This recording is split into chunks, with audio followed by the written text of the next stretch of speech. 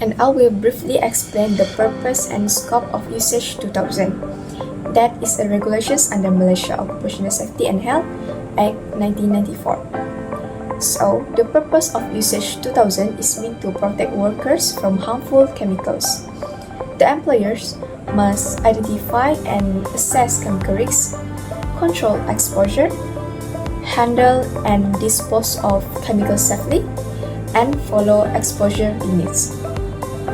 These steps can help to prevent health problems and keep workplace safe. So, for the scope of USAGE 2000, that applies to all workplaces in Malaysia where hazardous chemicals are used, handled, stored, or produced. These include industries like manufacturing, agriculture, constructions, and healthcare. It covers chemicals listed in the regulations, those under the class regulations, pesticides, and schedule waste. However, it does not apply to radioactive materials, foodstuff, explosive, and pharmaceutical products. The employers also need to do a risk assessment, monitor air and worker health, train employees, and keep records. In short, USAGE 2000 ensures hazardous chemicals are used safely and workers stay protected. Today, I will walk through the key section and compliance requirement of the USECHS Regulation 2000. This regulation covers the safe use and exposure of chemical hazards to health in Malaysia. So, USECHS was introduced to ensure chemical hazards to health are managed safely at the workplace. It places duty on employer to identify, assess, control, and monitor chemical hazards. The regulation is divided into 12 main sections. So, the first step is to maintaining a proper register of all hazardous chemicals in the workplace. This acts as a foundation for risk assessment and control. So, the next one is employer must ensure workers are not exposed beyond permissible exposure limit. These are listed in Schedule 1. This is the most important section where a valid CHRA where chemical health risk assessment must exist before any worker is exposed to hazardous chemical. Next one is employer must implement control within a month of CHRA finding. The engineering control like a local exhaust ventilation must be professionally designed and tested. Next, the proper labeling and labeling is essential so workers know exactly what chemical they are handling. Next one is worker must be given a clear information and training at least once every 2 years support by CSDS, which is Chemical Safety Data Sheet. If monitoring is required, it must be repeated periodically and record written long term for 30 years. However, the health surveillance ensures early detection and of adverse health effects, especially for high-risk chemicals.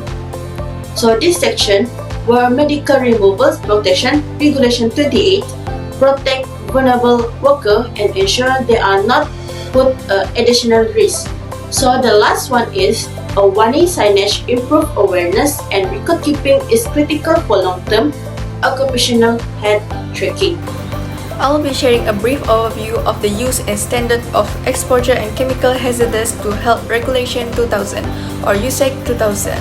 The USAG 2000 regulation set out responsibilities for employers, employees, and the authorities when dealing with hazardous chemical. Employers must protect workers by doing a chemical health risk assessment, appointing an occupational health doctor covering medical costs, providing training every 2 years, and ensuring chemicals are labeled with safety data sheet and warning sign. Employees must wear protective equipment, follow safety rules, and report unsafe conditions, and they have the right to clear information and training on the chemicals they handle.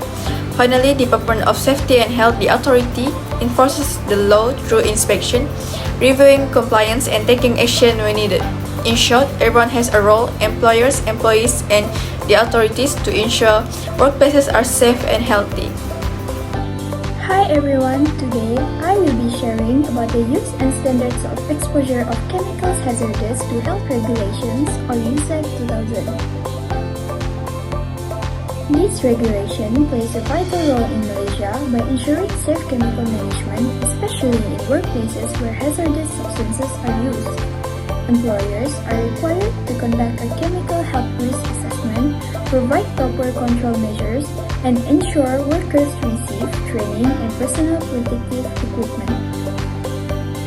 For example, in factories where workers deal with solvents, acids, or welding fumes, USEC helps reduce exposure through engineering controls, ventilations, and health surveillance. This prevents illnesses such as respiratory disease and skin irritation. However, compliance is still a challenge. A study at University Technology Malaysia found that only 29 to 55% of laboratories followed the regulations, showing the need for stronger awareness and enforcement. Beyond labs, DOSH also applies USEC to sectors like agriculture and manufacturing, protecting workers handling pesticides or industrial chemicals, while ensuring records are kept for up to 30 years. In short, USEC 2000 is highly relevant in real life as it safeguards workers, strengthens safety cultures, and indirectly protects our communities and environment.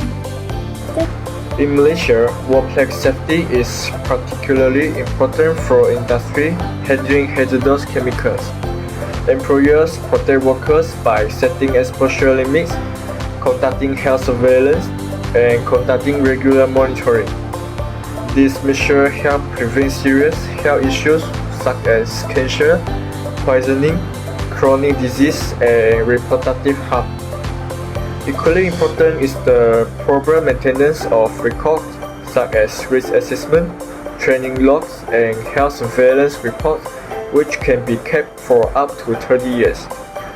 These records ensure transparency in safety practice and provide crucial evidence during audits, inspection, or claims.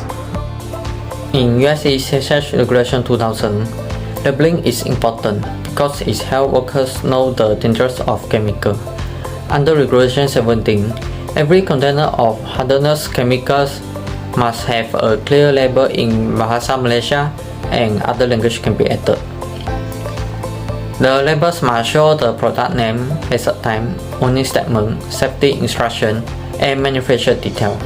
Labels must also be strong, easy to read, and placed where workers can see them. The information is come from chemical safety datasheet. However, if chemicals are used immediately and not stored or just transferred within the workplace, labeling are not required. Next is training. Regulation 22 says employers must give workers the right information, instruction, and training. This includes teaching them about chemical hazard, safe handling, use of protective equipment, and emergency action. Workers must also learn how to read labels and safety datasheet. Training must be given before workers handle chemicals, and refresher training should be done when new chemicals are used, when there are changes, or after an incident happens.